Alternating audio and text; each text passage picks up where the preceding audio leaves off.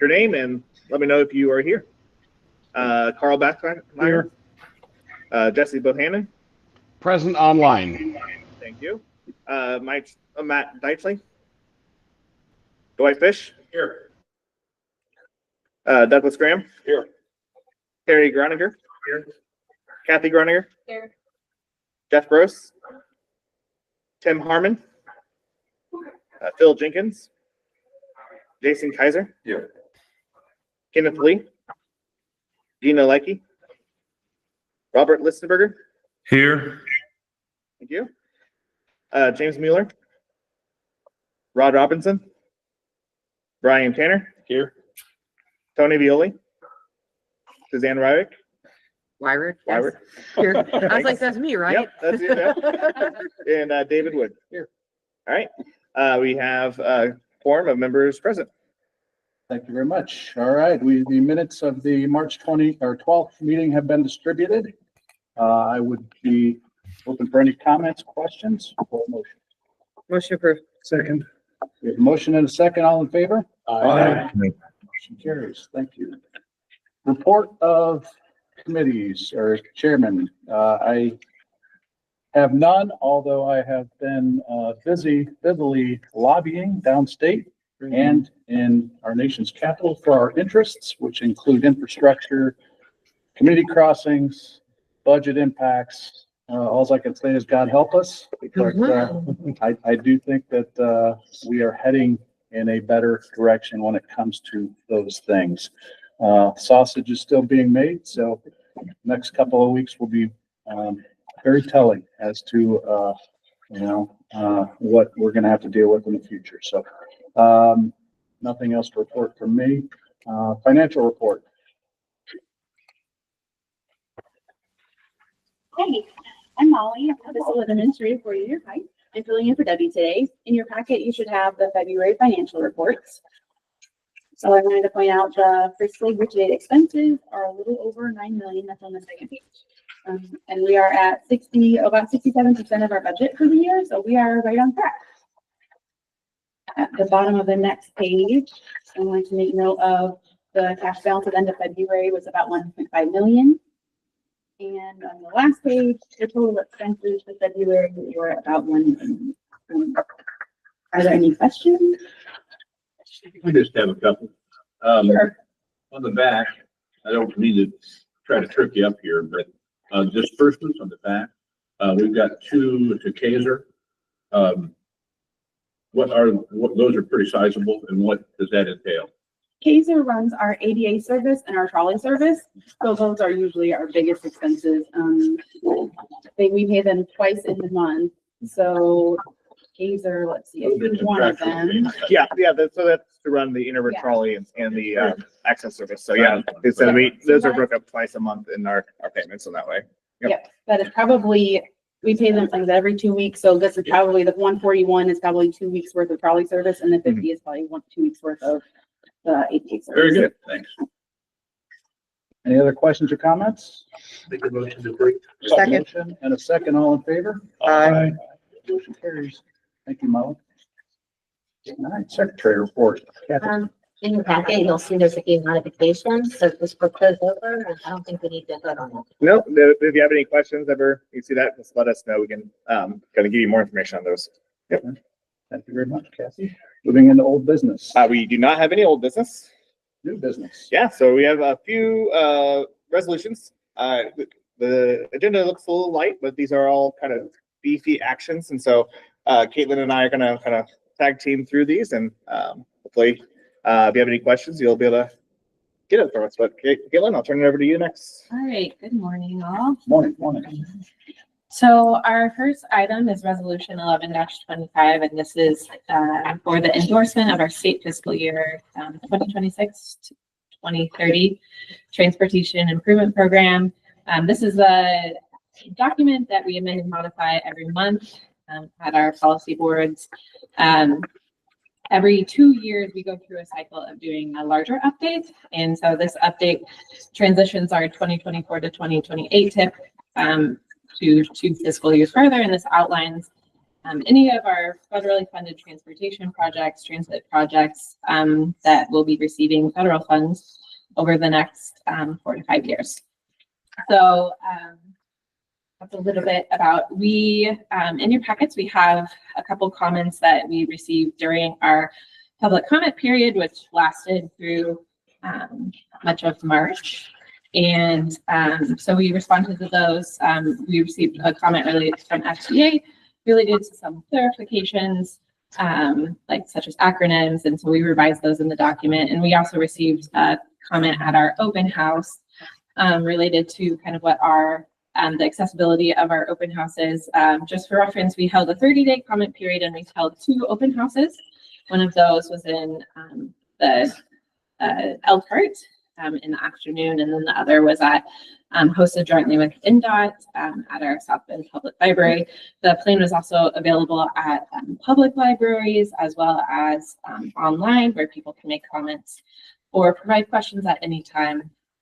And in addition, we added a few other items from the draft version that we had presented earlier, and those were largely related to some of our discretionary projects that maybe haven't moved forward quite yet. And so we're just pulling those from our old tip into the new tip. And so those are some of the clarifications we had made. With this endorsement, I'd also ask the board to kind of give us the authority to make any changes, clarifying edits, typographical changes, or any comments, just to be able to respond to any comments that are provided by our federal partners.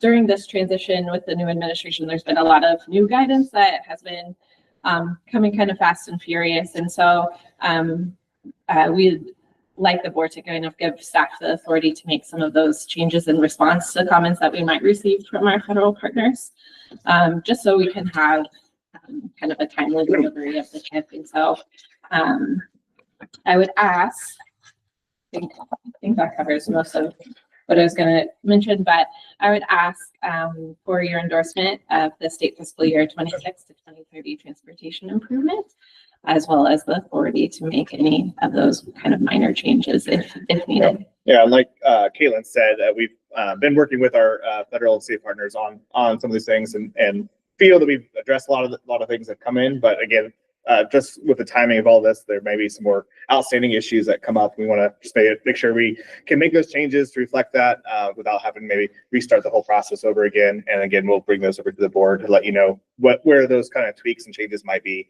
in the coming months as well. So that helps just keep us in that process moving forward. So definitely open to any questions you might have for Caitlin. So I've been out of the loop for a couple of months, so forgive me. If we grant the permissions here, and we don't have to restart, will it put off an official start time at this on this project, or is it just something you want to do ongoing? I would say this is kind of a one-time change. So we received some comments from our federal partners, but just in case there's anything guidance that comes along that we might need to respond to, that's kind of what we're asking. We do go through kind of a formal air quality conformity process on our transportation improvement program. And so I believe any comments that we receive from our federal partners can kind of be incorporated within that process. But ultimately then the document after those are finalized and approved will be official. The only thing that will then continue to change are the projects when we amend or modify any phases of a project or funding of a project, and those will continue. So we're really not going to have to revisit this. Right. The heavy lift has been done.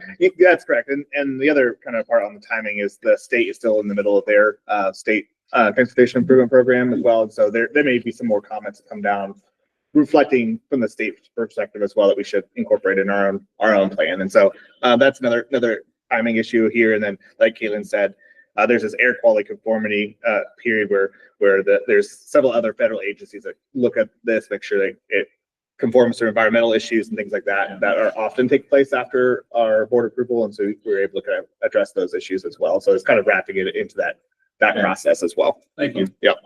And just sometimes, I guess people ask for different wording just to make it clear from their perspective, is what you're asking. Mhm. Yeah, that doesn't substantially change it. Yes. Correct. Yeah. If there's any substantial changes, I get to projects or focus and those sort of things, those things would result in a real amendment to this plan. But it's really about the clarifying, like the comment from FTA of acronyms, for example, and things like that we often get, or kind of emphasis we may have that might come from the federal partner. Any other comments, questions?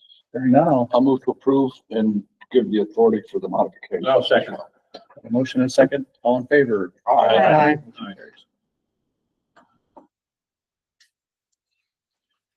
All right, kind of related to our transportation improvement program, we're proposing kind of an update to our amendment and modification process. So every month we come before you with amendments, and we'd like to make a slight change to kind of that process to be more in line with the kind of definitions that NDOT follows for an amendment and modification.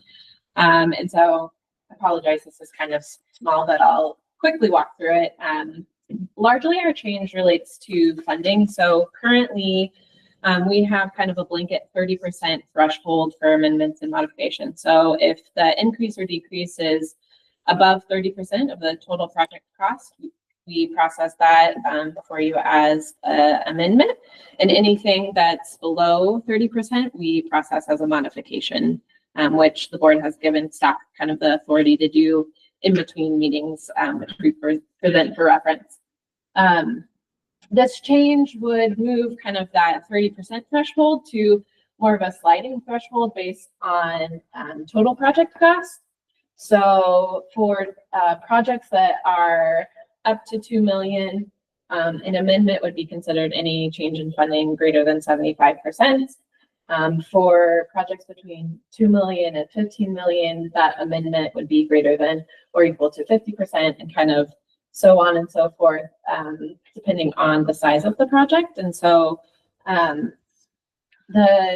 really the intent of this is to kind of help our processes be more streamlined with NDOT's process, because currently our thresholds aren't the same. And so we might be processing something as an amendment or a modification where they have to process as an amendment. And the other change that we'd like to include in the process is making administrative modifications by updating project cost estimates within the original scope and intent that do not impact fiscal constraints.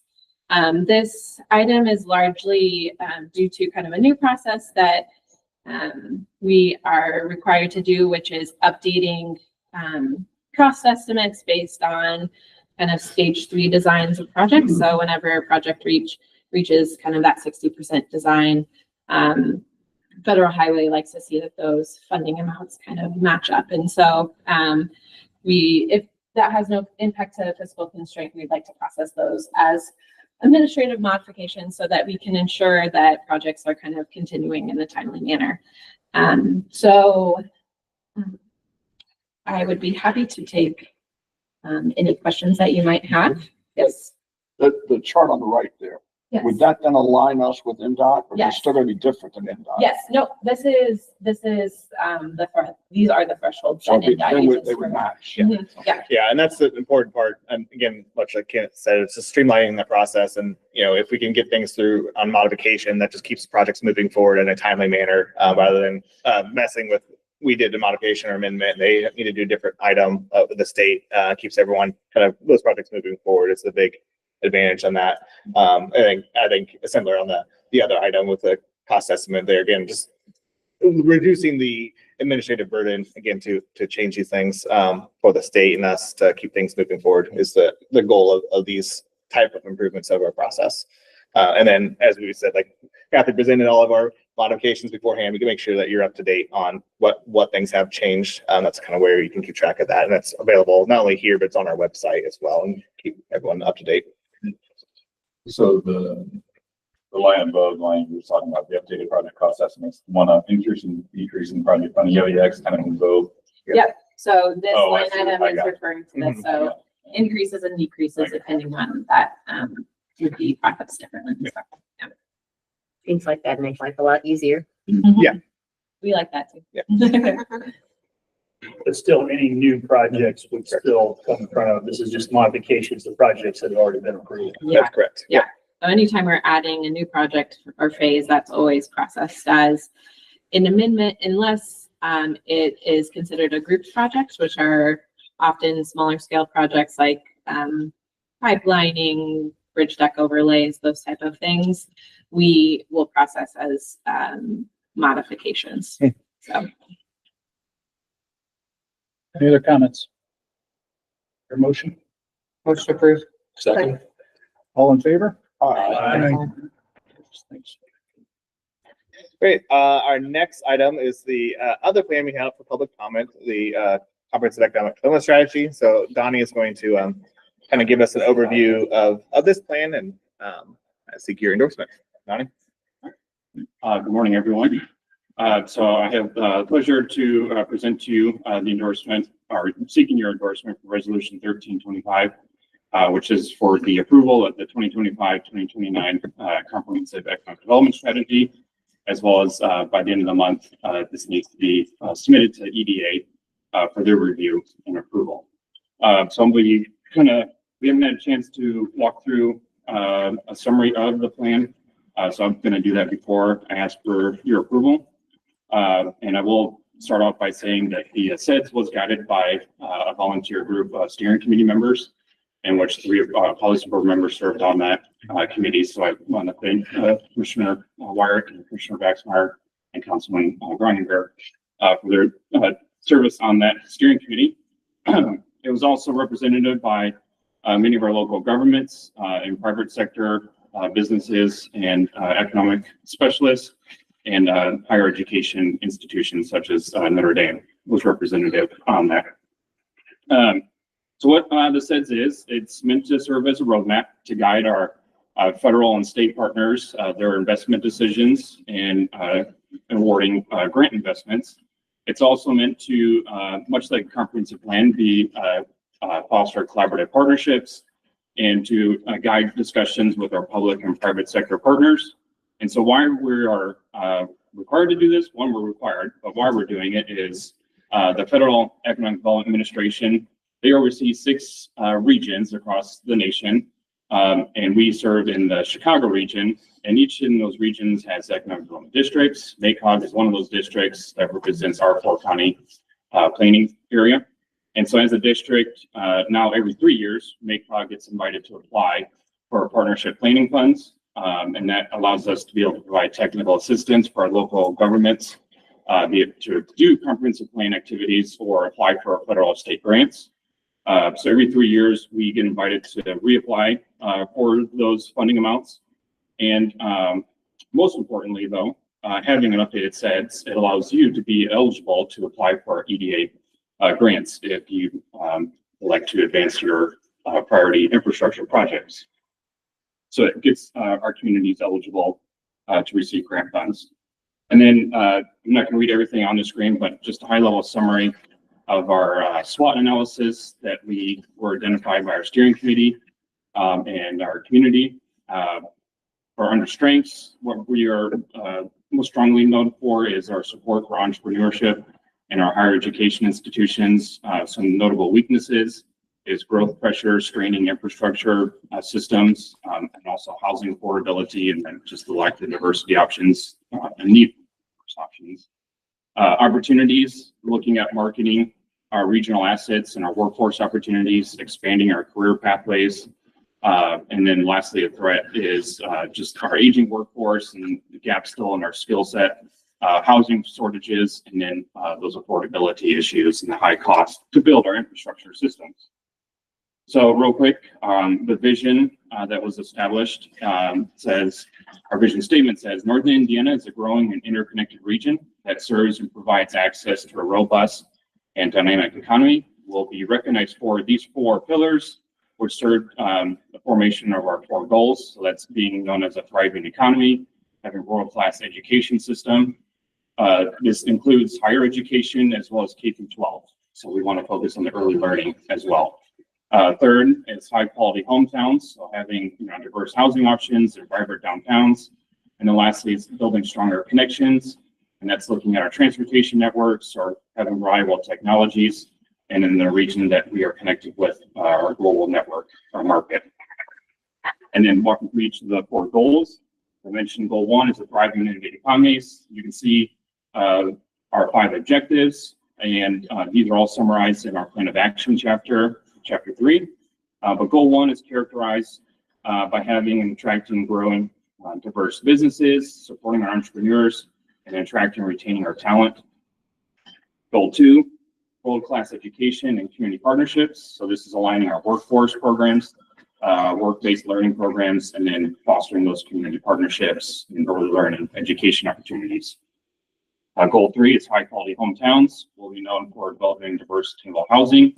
MACOG did a regional housing study over last year, so we are working on implementing that study. Revitalizing our downtown and main streets, and then just continuing to enhance our community amenities and supporting those quality of life initiatives. And then lastly is access and connectivity. So this is looking at enhancing our broadband access. There are still gaps, most particularly in our rural areas. So we want to continue to provide opportunities for connections there. Transportation connections in general, be it public transit or bicycle and pedestrian networks and our roads and bridges. Expanding to have access to our national and global markets. This is looking at our air and freight movement. Preparing for future infrastructure transportation systems, and then the social connectivity of making sure that the well-being is provided for our residents. And then the last slide that I'll leave with you is one talking about engagement. This is summarized in our Appendix A in the chapter, or in the SEDS.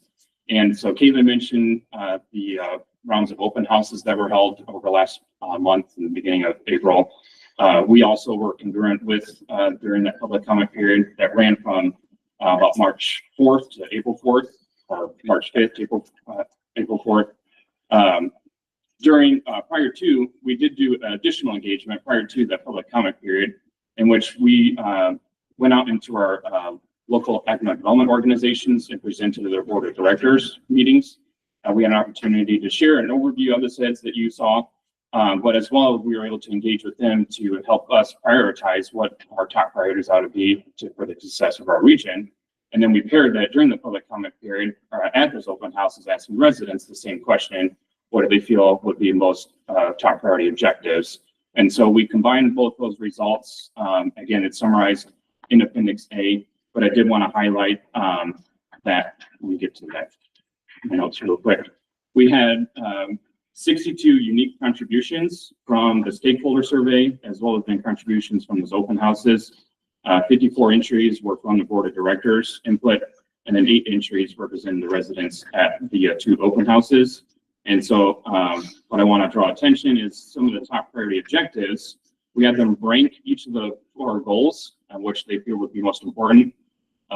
And then within those goals, we had them identify top priority objectives. So goal 1, which is that thriving innovative economies. Objectives 2 and 4 were highlighted as to be top priorities. Objective 2 is supporting developing existing businesses.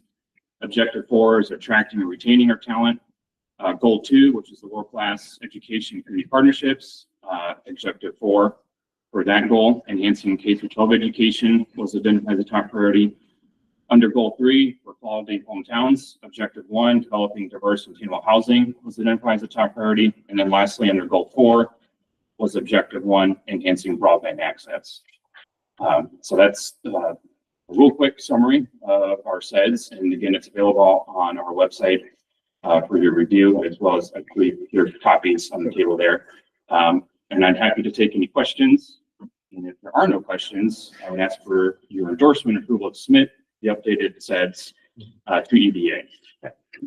Thanks, Donnie, for kind of giving us an overview there. And again, part I'd like to definitely highlight is about this plan, and it's important for us to get federal funds. And so again, this is a requirement with EDA.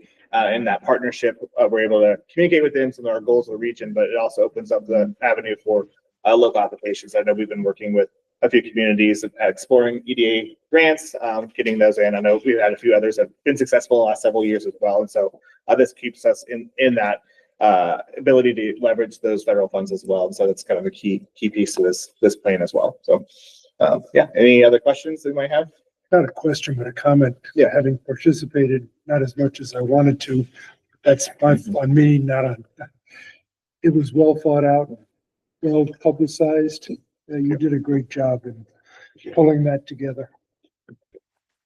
My only question, and maybe I just missed it in looking at it online, but how active were the LEADOs, the lead economic development organizations in this? And was it evenly distributed across the whole region? It was. We had representatives from each of our 4 counties serve on that steering committee. And then, as I mentioned, the stakeholder engagement, we specifically reached out to them to do those presentations. So if the representation for the presentations was in the city of Elkhart, at our Greater Elkhart Chamber, the Economic Development Council for Elkhart, the Elkhart EDC, and then Marshall County EDC were the ones who were able to present at. Kosciuszko Chamber, we also presented at, and Kosciuszko EDC.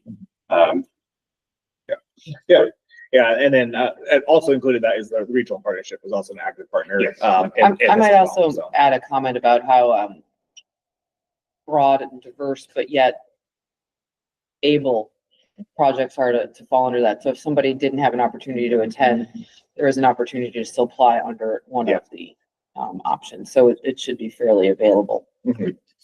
Yeah, because something that came to me yesterday, the meeting I was in yesterday, but did you look at availability of preschool within our community? And the reason I asked that is I was in a meeting yesterday and I found out to my dismay that Elkhart County is 71st out of 92 counties as far as preschool availability relative to the population, the age of that group. And that was disturbing to me. Yeah. And I don't know how that it folds into this process as well. I don't know what it is for the other counties. But Yeah, that's what I heard. it's 31.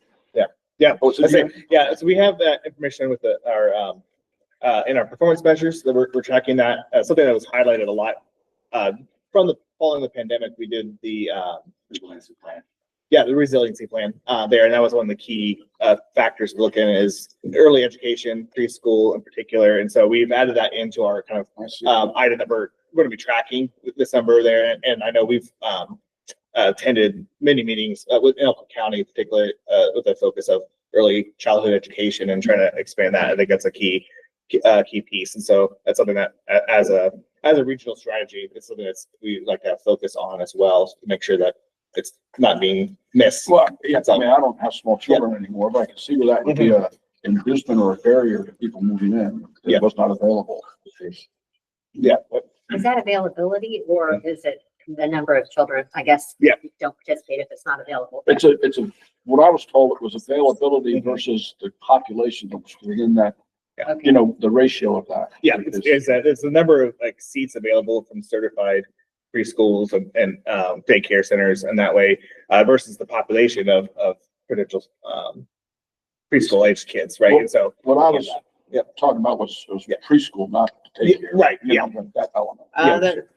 They probably track together. Yeah. But the one I specifically was saying was preschool because, as we try to raise the education level, it's important that they get a jump start on that and have that available. Exactly. Yeah. It's also a workforce development tool because it allows parents to enter the workforce or re-enter the workforce. Yeah, both of those. Yeah. So that's something that's on our radar now. Again, and probably prior to 2019, that wasn't probably something that was key in our idea of economic development. So it's something that's we've definitely put into our focus and then are reaching out to those advocacy groups and those people that are working in that industry right now, since they are the experts in that field, to make sure that we're up to date of an understanding from a regional perspective. What can we do to help support their plans and their goals? I just have a question, with regard to broadband. Yeah. I didn't, it's probably in here somewhere, Yeah. but I just didn't see it. Yeah, it is in there. Where it's at, broadband. Yeah. Do you know what page it's on? It should be under plan of action, chapter 3. Oh, yeah, it's on page 36. I guess we talk about households with internet access and subscription there. So broadband, and so also in 2019 we did a broadband study for the region. We found it is a challenge in some ways is the data from the FCC will often show our region as being really connected to their standard in that way because of they have pretty low standard of connectivity.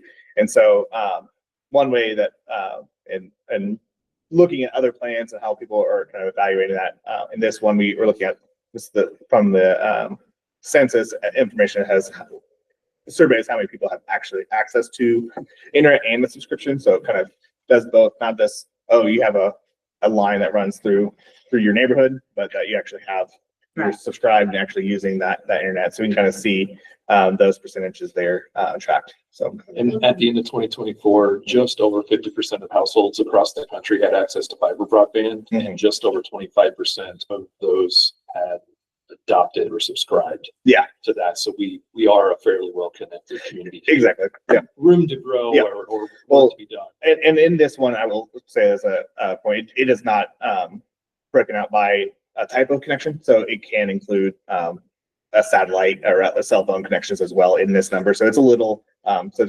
that'll vary the quality of your internet connection, but the goal here is just mostly understanding your ability to get online in general. So, and then same thing for that computer, a household with computer device, which is another level of their ability to get online. So, yep. And we also do have on our website a dashboard dedicated to broadband and digital connectivity as well. And so that's something else that we can, since that plan, we've been tracking and keeping up to date on. Yeah. What, just curious, you know, you look at these numbers, but households, let's take Elkhart County, for example, household computer devices, 91.8%, but those with access and a subscription are 88.4%. You would think those numbers would track closer. Yeah. And, yeah, that's a good question. And I think in my example of what I've seen is the ability to have a computer that isn't internet enabled, right? And using those devices. And some of these may be older devices and some things like that. So there's some idea of this is not always meaning that they are plugged in online and ready to go, but that they have ability to have a computer device to access that. That's what we're using cellular service instead of. Yeah, yep, and that's another piece of this is that we could also add in here is there's it's usually in the mobile access and tablet access as well that we could also track to understand that. It's notable that you go to Office Depot or someplace like that, they still sell a physical box for TurboTax, right? Like that, those are for that maybe 3% differential there of people who don't have internet at home. So they're popping the CD in to do their taxes. Yeah. So yeah. Good questions. Any other comments or thoughts? Hearing none, do we have a motion? So moved. Second. We have a motion and a second. All in favor? Aye. Passes. Resolution 14.5. Great. So 1425, this is asking for your endorsement of an agreement between MACOG and the Northern Indiana Commuter Transportation District, or NICTD, in exchange of transit funds. And so as a background to this, for those who have been on our board for a while, you may be familiar with some of this before, but for our transit funds for MACOG that we use for the interurban trolley, we get federal 5307 funds to help operate that system. Right now, as it stands, we get more federal funds from that program than we have local funds to match that program. And so for a long time, for our history, and James in his notes helpfully outlined we did this in 2021, 2019, 2017, 2015, 2012, and 2009. We've transferred exchange funds with the city bus out of Lafayette in a similar process where we would exchange with them federal funds and they would give us back local funds to help better have us ability to match those federal funds we have, but as well as they also have a surplus of local funds. And so it gives them the ability to do some of that work. And we've done that for a long time in that way. This is the first time that we are looking to do this exchange with NICTD. And so it's kind of a similar agreement and a similar exchange where MACOG will exchange $750,000 of our federal funds for $375,000 in local funds. And again, that difference is really for that. Their local funds helps us leverage more federal funds in that way. And so we were able to maximize that for our use. And, to highlight this, this is to be done so we can better operate and serve the interurban trolley and that access there. And we don't have those sufficient local funds to meet those needs today. So this helps us kind of balance that out and maximize our operations. So, and as I also know, we also still in exploration with a trade with City Bus. However, they got a new director this last year, and so we're kind of still building that relationship back up again and through that discussion. So feel free to take any questions on this action. I'm on the NICU board Mhm. and we discussed this a lot last week, and the board unanimously supports Great, that's good to know. Yeah. doing this. Yep. So yeah, I think it's mutually beneficial to both organizations in that way. And again, in this case, we're with a partner in our region as well. So it's, Is this subject to any kind of an audit by the feds to see, I hate to call it a shell game, but it's really what it is. Yeah. It's transferring local funds to have us more local funds to get more federal funds. And yeah, it's a standard procedure. So Okay. yeah, it is documented in our review, and again through our triennial review, every 3-year review from Federal Transit Agency. It's something that's clearly highlighted there, and we've never had any issues through the audit to any concerns from doing that process. questions? Do I have a motion? Motion. Motion and a second, all in favor? Aye. Okay, thank you. Resolution 1525. All right, next we have our 1525 is our UPWP. So this is the fiscal year 25 to 26 plan. So this is our unified planning work program. So this outlines all of the work that we do specifically related to our transportation activities. And it's another required document, much like our transportation improvement program.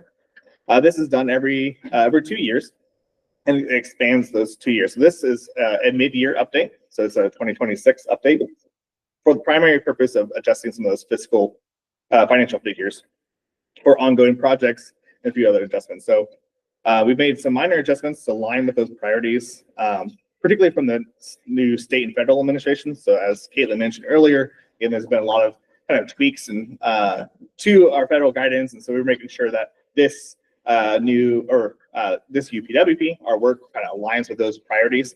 And so there's some small changes related to that.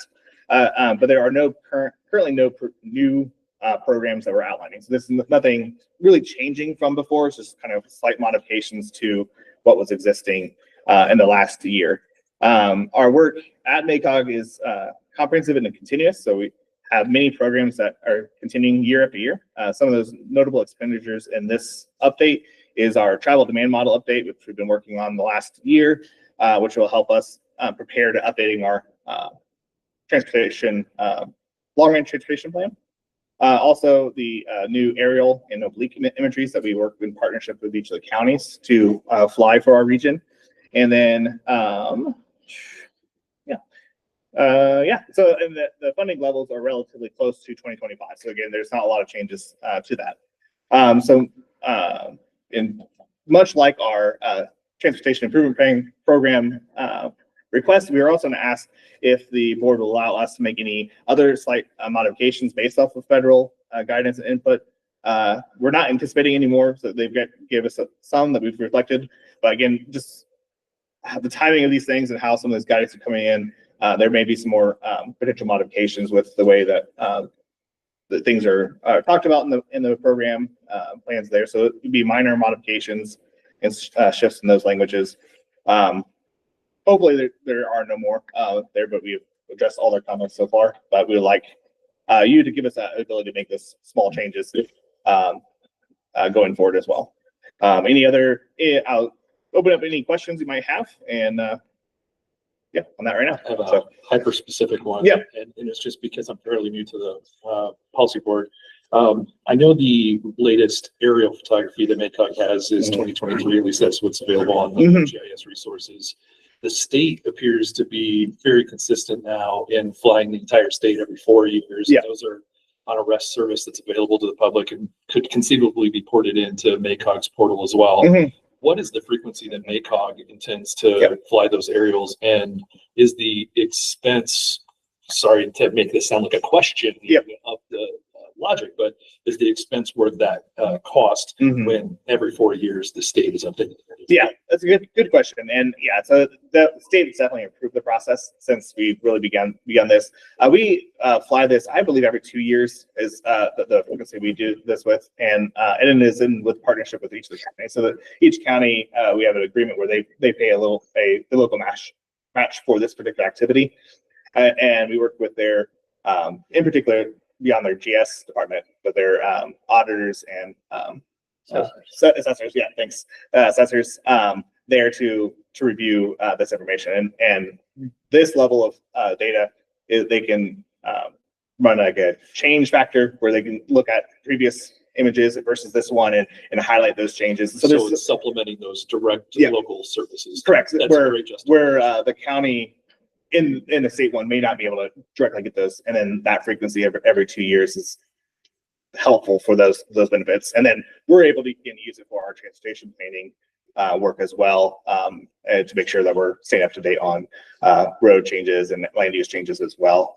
So it has a mutual benefit to that. So, but we have had discussions recently with the state kind of because now they are even down to a more granular level now than they have been done before. So there's some changes there, but for right now, we still see a good reason to keep this going. Thank you. Yeah. The other thing with that is I know you guys negotiated because you were doing all 4 counties at once. Yeah. I know it was a substantial savings for Kosciuszko County versus us individually trying to get a contract. So I mean, there's a lot of things there, and I know our assessor just loves that. Yeah.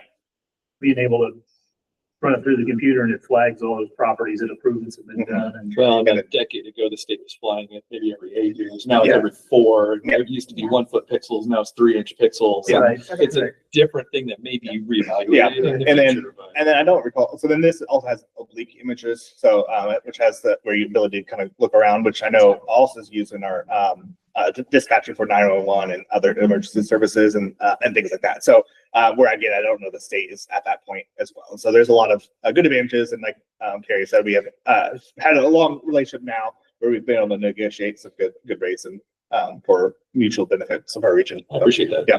I think it's benefited everyone. Yeah. It's been great. Any other comments? Do I have a motion? Motion to approve. Second. All in favor? Great. Staff updates. Thank you. Great. We'll move to I believe Aiden's first on a new program that we have just launching. So I'll let him introduce that. Yep, so we are excited to announce the launch of Go 574, our regional mobility platform. So this comes out of kind of some of the goals from our regional mobility plan that we adopted last year, namely connecting people with transportation resources that we already have and kind of incentivizing and promoting more sustainable transportation habits in the region. So this is an online platform, go574.com, as well as a mobile app on both Apple and Android, that anybody can access completely free. So the first aspect is kind of connecting people with those transportation options. So it's a free online trip planner. You don't have to sign in. You don't have to make an account. You just go to the website and go to the app. And the goal is to kind of connect residents of the region with some of those more non-traditional transportation options. You know, fixed route buses like Transport or the Trolley often show up on Google, things like that. But some of our smaller rural partners like cabs or some of our nonprofit service providers like Councils on Aging, things like that, won't show up on those services. So someone that's trying to get a trip that maybe doesn't have access to a car doesn't always know what services are available to them. So the goal of this platform is to increase awareness and help connect people with those services. So you can see screenshots from both the website and the mobile app and showing some of the options. So you can go in, you plan your trip, and it shows you, public transit, and here's cabs in Warsaw or a trip in Elkhart, and it'll show you kind of what it calls assisted rides. So some of those things like our own access service for the Council on Aging, where they'll come up and it's more handicap accessible vehicles, as well as it also does still have those traditional fixed route transit options. So there's an example in the app with a screenshot of our own interurban trolley bus. The second aspect of it is kind of that incentivizing people to maybe build more sustainable transportation habits. So you don't need to log in or anything to use the trip planner, but if you do create an account on the app or the website, start logging your own trips. So when you take the bus or bike or carpool somewhere, you can log those trips in, example, I take the bus to work a lot, so I logged a bunch of those trips. It kind of starts to show you what your impact is, right? When you're avoiding single occupancy vehicle, just driving yourself, your impact, miles not driven, gas not used, all those kind of things. So for example, if I bike to this meeting, I can log that. Yeah, it shows all your data for the trips, and then you earn points. So every time you log a trip with one of these, different modes of transportation, you earn points, and then you can redeem those for coupons to local businesses, gift cards, things like that. And then one of the big things we're doing, so we can also do kind of big, timeframe challenges. So to kind of launch this platform to the public, we are going to start off with our bike month challenge, which Justin will talk about. Yeah, a couple of questions. Oh, yeah. Yes, and before we get to that. Yeah. Go ahead. Yeah, thank you. Yeah. So two questions. Number one, is this something that you developed or we developed, or is it an overlay from something? Yeah, it's a subscription program. So there's a few companies out there that have this as a product. So we've entered a relationship with a company called Agile Mile that develops this. They have a platform and it's a white label app and website where we're able to do our own branding and marketing. That's based on that. a separate budget line for this development? Yeah. So it basically we've have just a subscription to their service to be able to maintain that. So second question, I know two people who have private chauffeur services. They get locked into this, hooked into this somehow? This is intended more for like public transportation access, not as much private companies. Generally things that are federally funded, publicly funded. Okay. What this is intended. Yeah. And then one thing I wanted to highlight on your trip options is, again, we've recently launched our regional van pool program. And so this does integrate with that system. So you're able to search for existing van pools or request a van pool, and it connects with our partners at Commute with Enterprise to help connect you with a van pool or to help even start a van pool for that as well. So that kind of builds upon that initiative that we started as well. Yep, and we confirmed that integration went live. We're there as well. So, yep, now all those van pools are in. Yeah. How about promotion of this? Yeah. Do we have a plan for rolling this out? Yep. So that's our next step. So we've so this just kind of had with live now available here, and then that's part of what Dustin's going to talk about. Our kind of part of our promotion is this bike month challenge, but that is our next rollout is to get out to that. I will say you have talked to we have a regional transit advisory committee, a regional TAC. So can you talk a little about that and how this helps? Yep, so we meet quarterly with a lot of these different transportation providers, nonprofits, rural transportation in the region. So this was kind of intended to be a collaboration with them to help promote their services and connect with them, but also, kind of help them be aware of each other, right? So not everyone might be able to access this platform, but if they call, they know that Elkhart Council on Aging is a service. They call them, Elkhart Council on Aging says, hey, we can't serve this ride, but someone at the Council on Aging could go in, look at this platform and see what other options are available. So we've already been promoting it to them, trying to tell them to start telling their clients to use it and things like that. So we've been sort of slowly starting to roll it out. I presented it to the Kosciuszko Transit Committee last week. So we've been kind of rolling it out to our partners, and then the big public launch will start with our Bike Month Challenge. I'll be curious if you keep some demographics on age participation and Yep, so as it changes with this. Yes, so as far as kind of analytics data, we have a back-end platform where we can go in, run reports. We have it broken down by regions. Within our regions, we can look at activity within South Bend, Elkhart, different cities, counties, that sort of thing. So if folks are interested, once we get this launched, get people participating, we can pull some of that specific data so we can see activity. Yeah, so hopefully later this year, we'll, especially after getting this bike challenge or other items we have, we'll be able to come back and share some of that data that we've received from that. Like we're all kind of interested to see once it gets live, once it gets rolling, what kind of results we see on that. Yeah. Okay. Who's managing the community partners?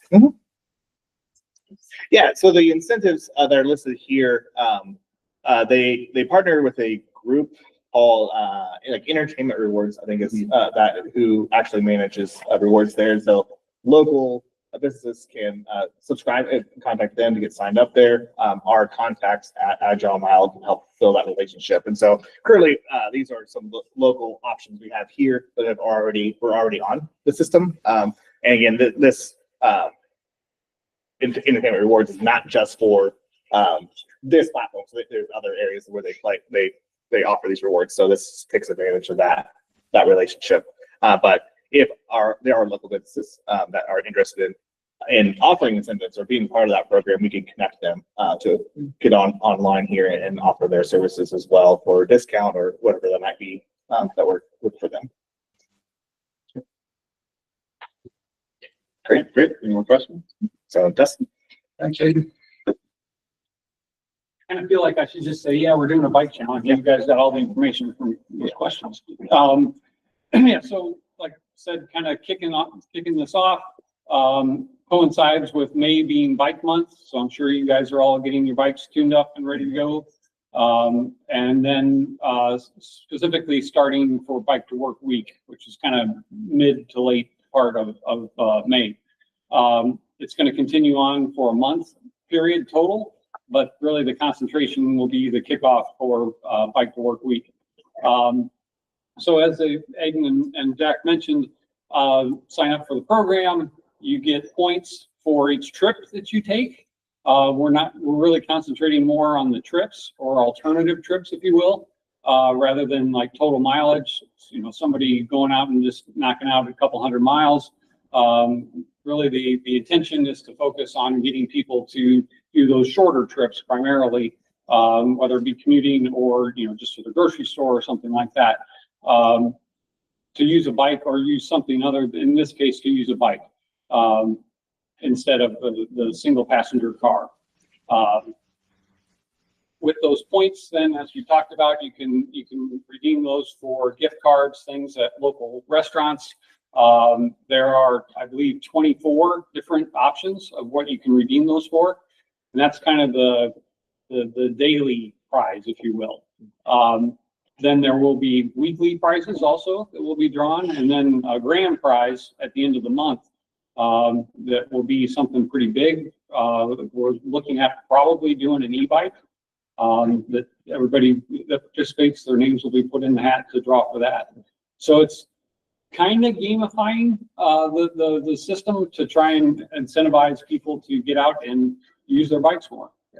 And again, the goal, much of there is this hopefully gets them started, right? And so they can continue this going forward and there. So that's a lot of that promotion and is just getting them signed up, getting them on here, and then hopefully they start seeing those benefits of biking more there. Again, this is a good way for us to get people interested in the Go 574 program in general. So that's kind of, we're double dipping in this kind of marketing and promotion effort in that. But following this monthly challenge, we'll get it into other promotions related to transit or other modes of transportation as well with this. So I think we've worked a long time to get to this point. So I'm grateful for everything that we're doing and moving this forward. But I would be absolutely remiss if I did not mention there are 2 days in April prior to May down in Bloomington, Indiana, where there are several participants on the 25th, all female, and on the 26th, all male. And there are several,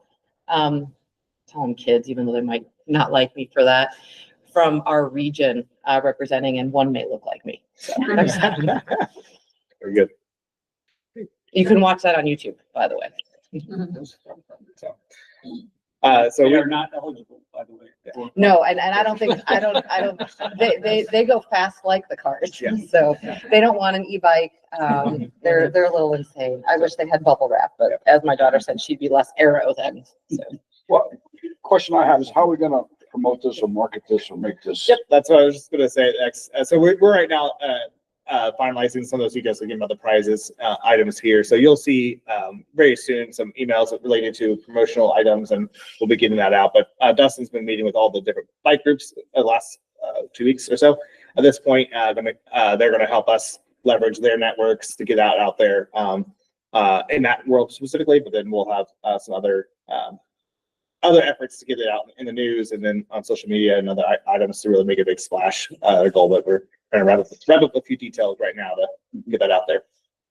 And certainly from you all's standpoint, to have your staffs, promoting it and getting it out there, we would much appreciate that. Yeah, another part you didn't highlight, so on the website, there'll be a leaderboard that, for all the participants. So, and that's organized by individuals, so you can see individual, there, but also by, employer. So when you sign up, you can say that you work at a certain location. So say they work for the city of Mishawaka or in Elkhart, or at MACOG, and all those trips will be logged and aggregated for the organization. So you can see across our region, who's biking more. And that's both by trips and mileage. So we can kind of see both of those, that data points right there on the page. And so it can make a fun,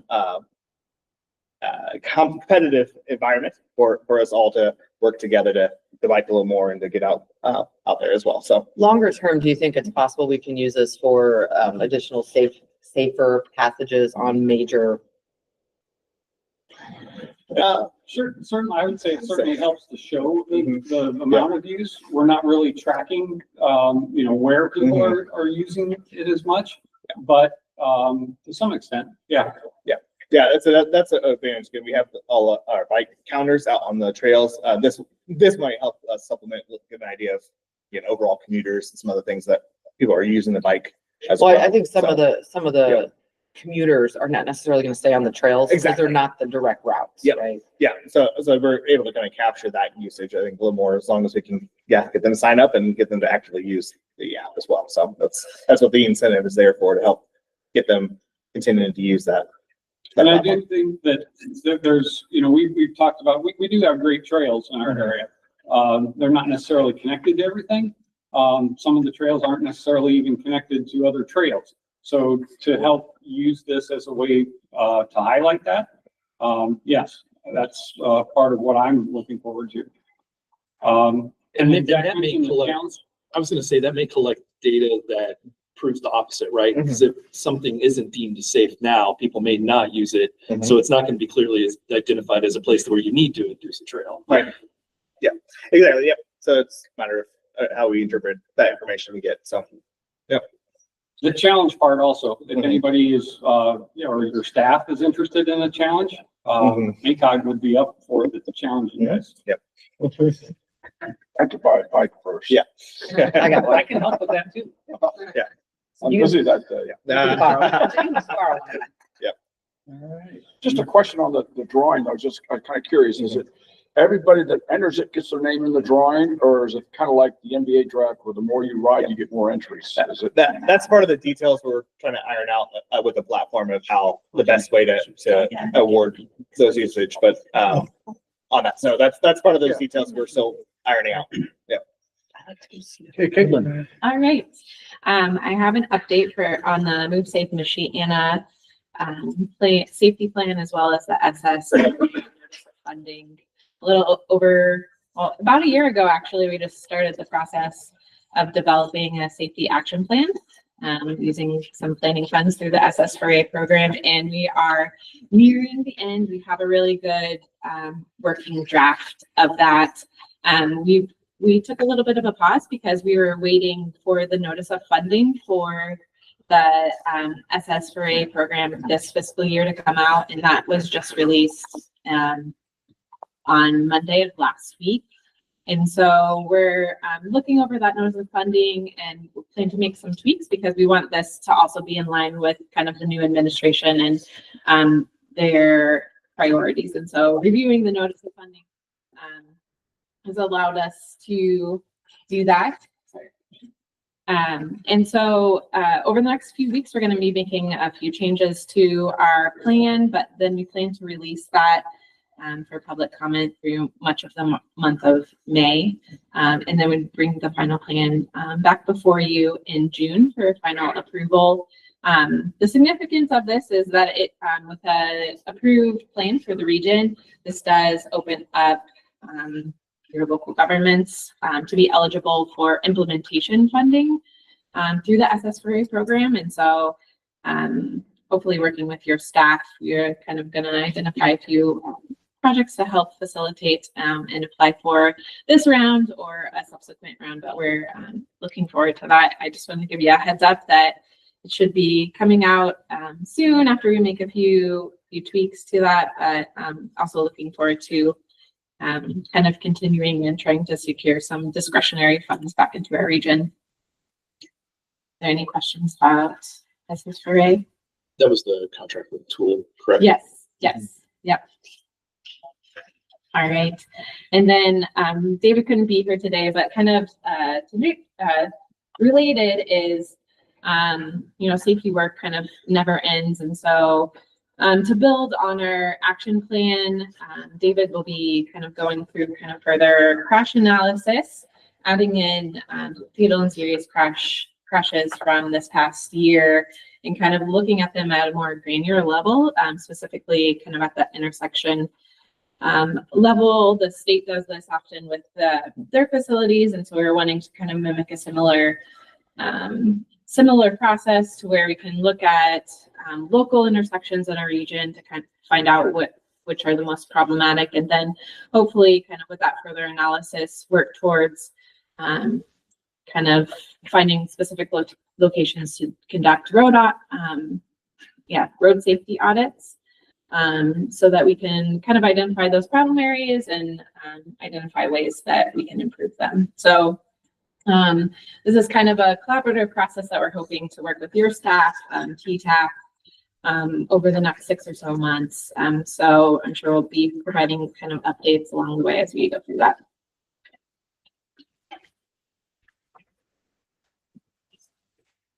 Hi everyone, I'm here to give a bit about bike and pedestrian dashboard. So MACOG has two counters.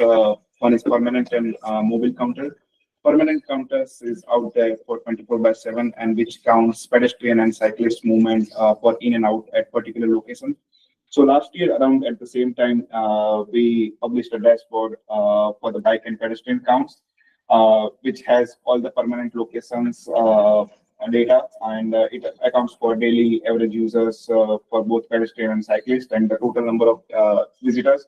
Plus, it also shows the monthly visitors and weekly trends, how it has been in a particular year. So we decided to keep it annually. Last year it was 2023, and we have updated it to 2024. So the new data is out there. But if someone wants to access the historical data, because those counters are out there since last 2020, so there's a historical data link right over here, which will redirect to the new dashboard, where we have the information about all the permanent and mobile counters till now, and you can go and check it out. It has we have included the new data of 2024 into it as well. Also, we have updated the story maps, which have all the detailed information about the same locations for the permanent and mobile counters. So, yeah. Everything can be accessed through MACOG. Correct. Yeah. On our maps and data page, so you can go there. You can see all that information and explore that again. There's a good breakdown, like I said, from each site location itself. So if you want to look at that counter, you can see that history of where it's at right now versus where it's been and growth. So, Thanks, Raj. Thank you.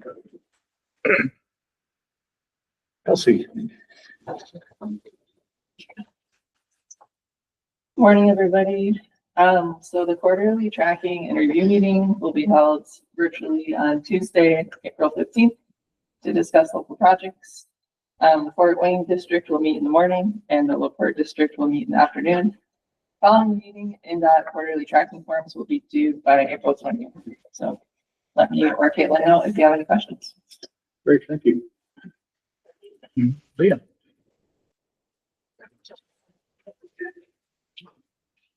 Right, now we're over time. Last couple items here. 2 events coming up next week. The first is Walkerton is holding a ribbon cutting for the very first electric police vehicle that is pursuit capable in our region, at least. So there's no registration required for this event, but it'll be held at 10 a.m. Next Tuesday, April 15th at their police department. So we'll be able to come out and see that. And if you have any questions, I'm happy to discuss after the meeting. And then the very next day will be our Partners for Clean Air luncheon. Our numbers are due today for food, so if you're not already registered, come talk to me right afterwards and we'll get you signed up before we send those in after this meeting. We're excited for this lineup The presentations will have Napanee in this new South Bend talking about a couple of projects. We're also going to have Commute with Enterprise, giving some more detail about their van pool program. So if you know of any businesses or others, employers that are interested in taking advantage of van pool for their employees, this is a good opportunity to learn more about that. So with that, Yep. we're going to decide. Thank you very much. Privilege of the floor. Yes, right here. I'm pretty shameless about some things, and a couple of months ago, I was diagnosed with cancer. Skin cancer, as a matter of fact, and it had been 3 years since I got checked, and I told my skin doctor I'd tell everybody I know to go get your skin checked. So 2 months ago, I was diagnosed. A month ago, I got surgery, and I'm cancer-free because of that. So be proactive and take care of your health. Great. Thank you. Thank you. Any other comments, privilege of the floor? Hearing none, public comments. Getting to me in the room, we got Ralph. My name is Ralph Strawberry. I live in the city of Elkhart in Concord Township. This is quite different than York Township in northeast part of the county with several Amish and no fire department. I want to read an article from today's Elkhart Truth. The headline is, 2 southern states are on a path to axe their income taxes. About 45 years past since a U.S. state last eliminated its income tax on wages and salaries.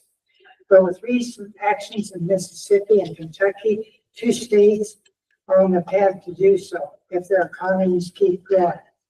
The push to zero out income tax is perhaps the most aggressive example of a tax cutting trend that's swept across states as they rebound from the COVID-19 pandemic with surging revenues and historic surpluses. But it comes during a time of greater uncertainty for states as they wait to see whether President Donald Trump's cost cutting and tariffs lead to a reduction in federal funding for states and the downturn in the overall economy.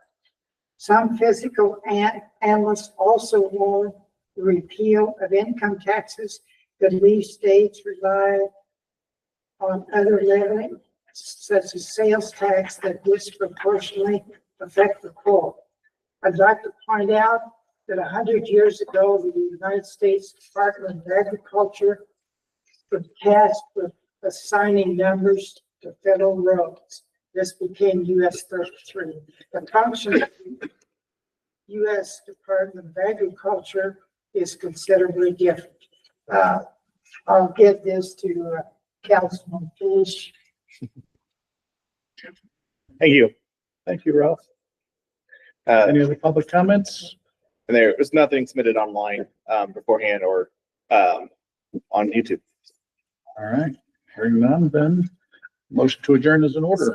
Second. All in favor? Aye. Thank you, everyone.